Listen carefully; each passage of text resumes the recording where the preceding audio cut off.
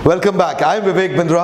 I am a motivation speaker, leadership consultant और business coach. मेरी इच्छा रहती है कि आपको इस चैनल के माध्यम से सारे वो पावरफुल टूल्स और वो सारे बिजनेस के मेथड्स और प्रोसेसेस आपको शेयर करता रहूं, ताकि हमारे देश में छोटे छोटे व्यापारियों को वो मदद, वो नॉलेज मिल सके जो उनको वेस्टर्न यूनिवर्सिटीज में जाके नहीं मिली। आज बात करूंगा मैं कि एक ऐसे इकोसिस्टम बिल्ड कर देते हैं एक कॉमनैलिटी के बेसिस पे। पीड़ित लोग, जब कई पीड़ित लोग, कई दुखी लोग, कई परेशान लोग मिलकर के इकट्ठे जुट हो जाते हैं, एकजुट हो जाते हैं, उस लीगल फॉर्मेशन को सरकार ने एक लीगल फॉर्मेशन की पॉसिबिलिटी दी है जिसको बोलते हैं कोऑपरेटिव सोसाइटी। कोऑपरेटिव सोसाइटी में एक कॉमन इकोनॉमिक इंटरेस्ट को सेफगार्ड करने के लिए, कॉमन सोशल इंटरेस्ट को, या कॉमन और किसी ऐसे इंटरेस्ट में जिसको सामने वाले को लूटा जा रहा हो, दुखी किया जा रहा हो, बहुत सारे पीड़ित लोग इकट्ठे मिलकर के सामने समाज में कई चुनौतियों का इकट्ठे एकजुट होकर सामना कर सकते हैं, और उस मूवमेंट को बोलते हैं cooperative movement, cooperative society. Cooperative society ये जिस प्रकार private limited company, public limited company, partnership company, LLP या प्रोप्राइटरशिप,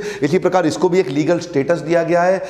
10 या 10 से ज्यादा लोग मिलकर के कोऑपरेटिव सोसाइटी को शुरू कर सकते हैं। इस वीडियो में बहुत जल्दी 5 छोटी छोटी स्टोरीज बताऊंगा जिससे 5 प्रकार के मूवमेंट्स आपको समझ में आएंगे, और हो सकता है ये मूवमेंट अगर आपको समझ में आ गया तो आप भी समाज की भलाई के लिए और अपने बिजनेस की बढ़ोतरी के लिए इसका इस्तेमाल कर सकते हैं। मेरा पहला एग्जाम्पल रहेगा प्रोड्यूसर कोऑपरेटिव की। गोपाल यादव, जो कि झलवा नाम का स्थान इलाहाबाद के नजदीक, वहां पे एक गांव है, वहां पे बांस के पत्तों का पंखा बनाता। अब ये बांस के पत्तों का पंखा क्या, जिस जिस जगह पे इलाके में बिजली नहीं आती वहां हाथ से हिलाकर पंखा झल के आदमी अपने आप को थोड़ा सा सुख दे पाता है, और वो उस पंखे का बड़ा अपने आप में एक मार्केट है, लोगों को चाहिए। लेकिन ये बेचारा जो यादव है, गोपाल यादव, ये उतना पंखा नहीं बना पाता। ये बना के कितना बहुत मेहनत करता, लगाता, बहुत ही मेहनत करता, तो 50 ही पंखा बना पाता है। अब 50 पंखा जाके आसपास गांव में बेच आता है। गांव में परचेजिंग कैपेसिटी कम, गांव में परचेजिंग पावर कम, तो पंखे का पैसा इसको कम मिलता है। इसको पता है जो गांव में ये पंखा 5 रुपए का बेच रहा है, ये बाजार में चला जाएगा तो 25 रुपए का, 30 रुपए का, 35-40 रुपए का बिकेगा। ये जानता है अच्छे से।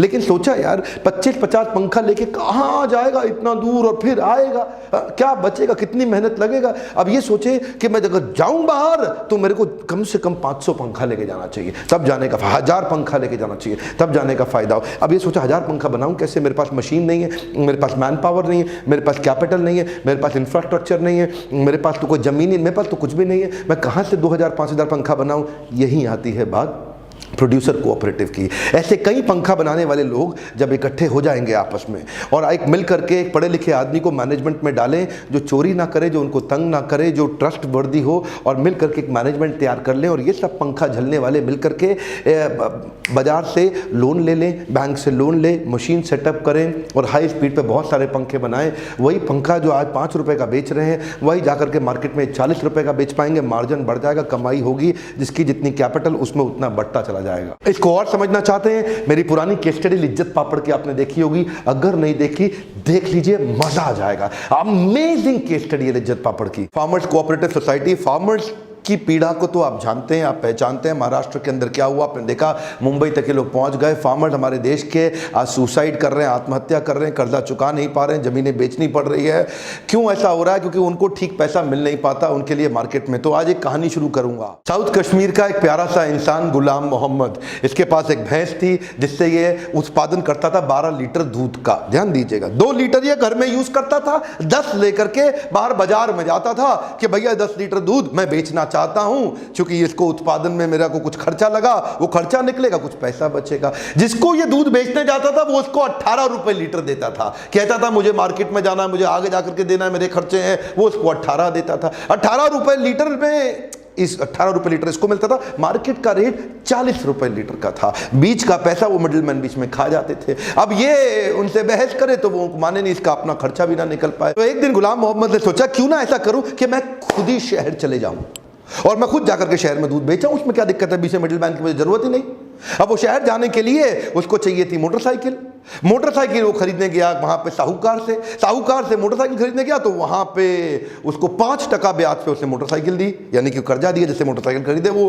अब 5% का मतलब हो गया साल का 60% ब्याज के ऊपर लिया, तो वो उसके ऊपर इतना भार पड़ गया जिसका वो अनपढ़ व्यक्ति हिसाब जोड़ नहीं पाया। बहरहाल ये मोटरसाइकिल तो ले आया और दूध 5 दिन का इकट्ठा करता, 50 लीटर दूध लेकर के शहर जाता। शहर में वहां मंडी पे जो आदमी बैठा वो उसको बोलता, ये तेरा कम से कम इसमें 20 लीटर तो खराब हो गया। 50 में तेरा 20 खराब है, इतने दिन से तू रखा हुआ है, तो 30 का पैसा दूंगा, बाकी 20 का दूंगा नहीं। वो 30 का इसको थोड़ा बहुत पैसा और देता था, और 20 जो बाकी है उसमें पानी मिला करके वो खुद बेच के खुद मोटा पैसा कमा लेता है। गुलाम मोहम्मद अभी भी परेशान, बोला मोटरसाइकिल खरीदी, वहां पे लुटा मैं कर्जे के चक्कर में। पहले मैं लुटता था, वो 18 रुपए लीटर देता था, अब लुटता हूं, ये आधा दूध वापस देता है, उसकी भी कीमत पूरी नहीं देता, और मेहनत पूरी करता हूं। मैं भैंस के बाद और भैंस खरीदना चाहता हूं, मेरे पास कोई जुगाड़ ही नहीं। दुखी परेशान गुलाम मोहम्मद अपनी सारी समस्या, अपनी सारी पीड़ा अपने मित्रों को आसपास गांव में बताता था, उनसे पूछता था समाधान। तभी पता चला एक ऐसी संस्था आई है उनके गांव के पास जो उसके जैसे कई लोगों से दूध इकट्ठा करती है, मिल्क प्रोक्योरमेंट करती है। और यह संस्था 18 रुपए लीटर नहीं देती उसको दूध का, 20, 25, 30, 35 रुपए लीटर देती है उसको, नहीं थोड़ा और ज्यादा, 40 रुपए लीटर नहीं, और ज्यादा 45 नहीं, 49 रुपए लीटर दूध कब मिलता है गुलाम मोहम्मद को। और इस संस्था का नाम क्या है? अमूल। इसको बोलते हैं सहकारिता, इसको बोलते हैं कोऑपरेटिव मूवमेंट, कोऑपरेटिव सोसाइटी की ताकत। अमूल ने ऐसे कई लोगों को व्हाइट रेवोल्यूशन, श्वेत क्रांति के माध्यम से उनको सही पैसा दिलाया। वो पैसा इमीडिएट देता है, कोई उधारी का चक्कर नहीं, पूरा दूध लेता है फ्रेश, रोज आके कलेक्ट करता है। इस गुलाम मोहम्मद को शहर जाने की आवश्यकता नहीं, गुलाम मोहम्मद के घर के नजदीक आ जाता है। इसे कहते हैं सहकारिता। अमूल का आज टर्नओवर 38,000 करोड़ रुपए का, एक कमॉन कितना, 38,000 करोड़ रुपए का। अमूल हमारा क्लाइंट भी है। और खुशी की बात बताएं, पिछले 7 साल के अंदर अमूल ने 24 रुपए लीटर से रेट को बढ़ा के 49 रुपए लीटर कर दिया, जो आज एक किसान को अमूल देता है। जो किसान, देखिए ध्यान दीजिए, ये इतना पैसा जो अमूल बढ़ा रहा है, मेरा मन करता है अमूल के ऊपर एक पूरी केस स्टडी बना दूं। अगर आप चाहते हैं कि अमूल पे पूरी केस स्टडी सुनना तो नीचे कमेंट बॉक्स में जरूर बताइएगा, ज्यादा लोगों का कमेंट आएगा तो अमूल पे भी केस स्टडी दूंगा। मेरा तीसरा उदाहरण है housing cooperative society. Housing cooperative society भी बनाई गई है कुछ बिल्डरों के द्वारा, बहुत सताए जाने के कारण, उनके साथ तंग करने के कारण। पीछे एक उदाहरण के रूप में अब तो रेरा कंप्लायंस आ गया। खैर, अगर आप जब भी कोई फ्लैट खरीदना चाहते हैं तो पहले बिल्डर चेक कर लीजिए रेरा कंप्लायंट है कि नहीं है। रेरा कंप्लायंस पे आपकी सुरक्षा बढ़ जाती है। Coming back to the example, 2010 के आसपास एक बिल्डर ने कुछ फ्लैट लॉन्च किए पुणे के पास में, महाराष्ट्र में, और वहीं एक साहब ने, सज्जन ने जाके वहाँ पैसा दिया। अपना 20% देने के लिए उन्होंने अपना 1 BHK फ्लैट बेच करके दे दिया और बाकी का लोन ले लिया। और बोला गया उनको कि 2013 के अंदर उनको फ्लैट मिल जाएगा। 2013 आया तो बोला 2015 में मिलेगा, थोड़ा डिले हो गया। 2015 आया तो बताया मार्केट में बहुत तकलीफें चल रही हैं, 2017 में होगा, 2020 में होगा। अल्टीमेटली बेचारे का मकान भी बिक गया जिसमें रहता था, जो खरीदना चाहता था वो मिला नहीं, ऊपर से लोन सर पे और चढ़ गया, बैंक की किस्तें बन गई, किस्तें देनी पड़ रही हैं, जाए तो कहाँ जाए आदमी। इसके लिए हाउसिंग कोऑपरेटिव सोसाइटीज कहीं बनी, और तभी उस आदमी को उनके रिश्तेदारी ने मिल करके, इस प्रकार के 100 लोग इकट्ठे हुए, 100 लोगों ने मिलकर ज़मीन खरीदी। उस जमीन पे एक अच्छे बाहर से एफिशिएंट इफेक्टिव कॉन्ट्रैक्टर को पकड़ा जिसके पास पूरा एक्सपीरियंस था, ऊपर मैनेजमेंट अच्छी बनाई कोऑपरेटिव सोसाइटी में, और उसी ने उनके लिए पूरी सोसाइटी तैयार कर दी। सोसाइटी खड़ी हो गई। वही सोसाइटी का फ्लैट जो पहले उनको 4,000 रुपये पर स्क्वायर फीट पड़ रहा था, वही अब उनको 3100 रुपये, 3,000 रुपये स्क्वायर फीट पड़ गया। क्यों? क्योंकि बड़े सारे मार्जिन खत्म हो गए, कई लोगों को बहुत सारी सैलरियाँ नहीं देनी, मार्केटिंग की कॉस्ट खत्म, ब्रांडिंग की कॉस्ट खत्म, और वही फ्लैट जो 4,000 रुपये का पड़ता था अब 3,000 का हो गया। हो सकता है 2900 का पड़े। कोऑपरेटिव सोसाइटी में कई बार प्रॉफिट भी हो जाता है, सरकार उस पर टैक्स भी नहीं देती, उसके बेनिफिट भी होते हैं। आप अगर उसमें से कुछ फ्लैट बेच दें तो आपको और ज्यादा इनकम हो जाए, जिसको आप आपस में बाद में उन सारे मेंबर्स के अंदर बांट दें जिन्होंने अपना पैसा इन्वेस्ट किया था। चौथा है क्रेडिट कोऑपरेटिव सोसाइटी। इसके लिए मैं आपको यूपी के अंदर पीलीभीत के पास एक गांव की कहानी सुनाता हूं। एक साहब, अब बेचारे उनके पास उनको बैंक लोन देता नहीं, क्योंकि उनके पास वो क्रेडेंशियल्स ही अवेलेबल नहीं है जिससे बैंक उनके लोन को अप्रूव कर सके। बेटी की शादी आ गई, बेटी की शादी में पैसा चाहिए, गए साहूकार के पास। साहूकार कौन? उस इलाके का पीलीभीत का सबसे बड़ा बाहुबली। बोला ले जाओ पैसे, कोई बात नहीं। ये जाकर के उनसे मांगे 10 लाख रुपए। वो बोले ठीक है, कोई बात नहीं, आपको दूंगा 4% पे ब्याज, बहुत सस्ते में दे रहा हूं। ये बोला दे दो, कोई बात नहीं। 4% मतलब क्या हो गया? साल का 50%। साल का 50% मतलब उसका 10 लाख, अगले साल 15 लाख रुपए हो जाएगा। क्या? हाँ, अगले साल 15 लाख हो जाएगा। अब वो सोचा यार 15 लाख ना हो जाए कहीं, 6 महीने में जुगाड़ करके इसको मैं 12.5 ही वापस कर देता हूं, क्योंकि 6 महीने में कर दूंगा, 1 साल में 15 तो 6 महीने में 12.5 ही होगा ना, 5 की जगह 2.5 आधा अमाउंट हो गया। तो ये 12.5 लेके पहुंच गया उनके पास 6 महीने के बाद। बोला ऐसा है सेठ जी, ये 12.5 लाख रुपए आपके वापस देता हूं। सेठ जी बोले क्या 12.5 कैसे भाई, तेरे तो 14.5 बन गए। बोला 6 महीने में तो दे दिया मैंने आपको। नहीं, तेरे प्री पेमेंट चार्जेस भी तो हैं, वो काफी मोटे लग जाते हैं। तेरे प्रोसेसिंग फीस चार्जेस भी तो हैं, वो तो मैंने तुझसे लिए ही नहीं। और इंटरेस्ट, ये तो कंपाउंडिंग इंटरेस्ट था राजा, इसलिए तेरा अमाउंट थोड़ा बढ़ गया। अब ये बेचारा गांव का आदमी, इसने क्या किया, इसको कहीं सुझाव दिया गया, कई लोगों के साथ मिलकर इन्होंने क्रेडिट कोऑपरेटिव सोसाइटी बना दी, जिसमें लोग मिलकर के अपना पैसा डालते हैं। पूरा पक्के खाते में पैसा जाता है, सब मिलकर अपना डालते हैं। जो जिस प्रपोर्शन में डालते हैं उस प्रपोर्शन में इनको मनी लेंडिंग का बाद में बेनिफिट मिलता है। जिसको चाहिए वो उसमें से विड्रॉ भी कर सकता है। तो पहले जो 50% पे करना पड़ रहा था, अब वो 10% पे बोरोइंग कर पा रहे हैं, यानी कि एकदम अचानक 1/5 हो गई इनकी कॉस्ट। बिहार में भागलपुर के नज़दीक एक पास के गाँव में शंभू नाम का आदमी रहा करता था। वो शंभू जो दुकानदार के पास गया 1 लीटर तेल लेने के लिए, तो उस पर MRP लिखा हुआ 225 रुपए। MRP तो आप लोग जानते हैं ना, मैक्सिमम रिटेल प्राइस, यानी कि उससे ज़्यादा नहीं चार्ज किया जा सकता। वो दुकानदार उससे 250 रुपए मांगता। वो बोला भैया ज़्यादा क्यों मांग रहे हो? दुकानदार बोला मुझको दूर जाकर शहर से लाना पड़ता है, मेरी एक्स्ट्रा कॉस्ट आती है, इसलिए तो मैं लूंगा ही लूंगा।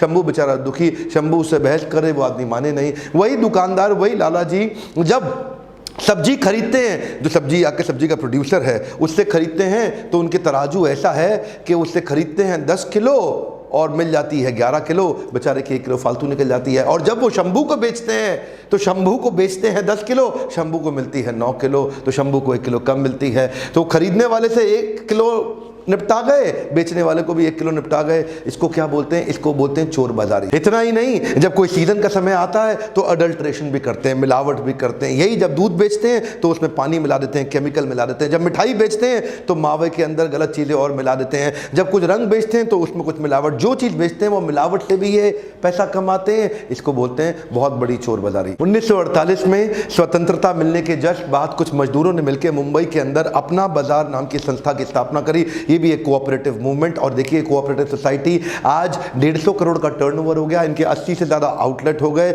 और देश भर में इसका नाम इतना हो गया। अपना बाजार, ये सहकारिता का मूवमेंट जो इस प्रकार की चोर बाजारी से लोगों की, अपने आसपास के लोगों की सुरक्षा करता है, उनको सही दाम दिलाता है। 2 बातें और बताना चाहता हूँ। कोऑपरेटिव सोसाइटी के कुछ नुकसान भी होते हैं, कुछ तकलीफें भी होती हैं, जिनके कारण ये पनप नहीं पाते, ये चल नहीं पाते। पहला कि फंड लिमिटेड रहते हैं, ज़्यादा फंड कभी मिल ही नहीं पाते क्योंकि लिमिटेड लोग ही साथ में रहते हैं। दूसरा, लैक ऑफ सीक्रेसी, इसमें चीज़ें आप कॉन्फिडेंशियल रख नहीं सकते। जो मेंबर्स हैं उनमें हर एक को हर एक चीज़ पता रहती है, इसलिए कंपनी की स्ट्रैटेजी बाहर चली जाती है। अगला है, पब्लिक को कॉन्फिडेंस आता नहीं है, क्योंकि कई बार कोऑपरेटिव सोसाइटी के लोग पैसा लेके उड़ गए, निकल गए, या धांधलेबाजी कर गए, या टॉप पे बैठे लोगों ने कम पढ़े लिखे लोगों का बेवकूफ बना के उनके पैसे का दुरुपयोग कर लिया।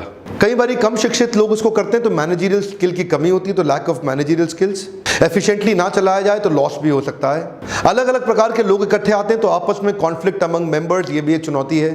और किसी की पर्सनल बहुत बड़ी कमाई नहीं होती, तो इसलिए लैक ऑफ मोटिवेशन भी एक दिक्कत रहती है। और फाइनली, क्योंकि ये एक लिमिटेड स्कोप की कंपनी है तो लिमिटेड जगह रह जाती है, ये पूरे देश भर में, दुनिया भर में नहीं फैल पाती। बहरहाल इन सब चुनौतियों का सामना करते हुए कई कंपनियां निकली, पूरे देश में, पूरी दुनिया में फैली।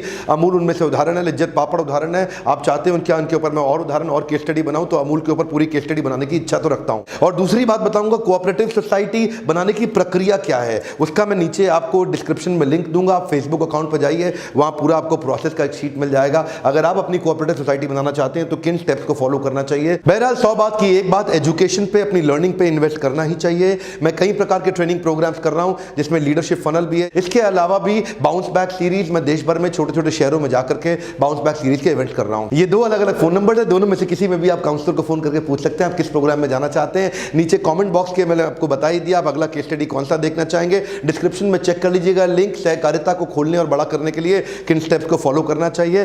सब्सक्राइब आसपास सबसे करिए, किसानों को और ऐसे गरीब लोगों को जिनका बहुत शोषण किया जा रहा है, जिनको तंग किया जा रहा है, उनको ये वीडियोस फैलाइए। हो सकता है उनको आइडिया आ जाए और आपस में इकोनॉमिक इंटरेस्ट को प्रोटेक्ट करने के लिए मिलकर वो कोई सहकारिता की ऑर्गेनाइजेशन को चालू भी किया जा सकता है। हर उस आदमी तक इस वीडियो को पहुंचाइए जिसको लगता है कि इस वीडियो से समझ लेकर के, चाहे वो प्रोड्यूसर है, मैन्युफैक्चरर है, फार्मर है, ये कोई भी सोशल रिफॉर्म आप लाना चाहते हैं। याद रखिए, बेल आइकन को हिट नहीं करेंगे तो वीडियो का आपको नोटिफिकेशन आएगा नहीं। एक एक लाइक बड़ा कीमती है। मेरे साथ जुड़े रहने के लिए, हमारे वीडियोस को देश भर में पहुंचाने के लिए हर बार की तरह बहुत दिल से, बहुत प्रेम से इस बार भी बहुत बहुत धन्यवाद।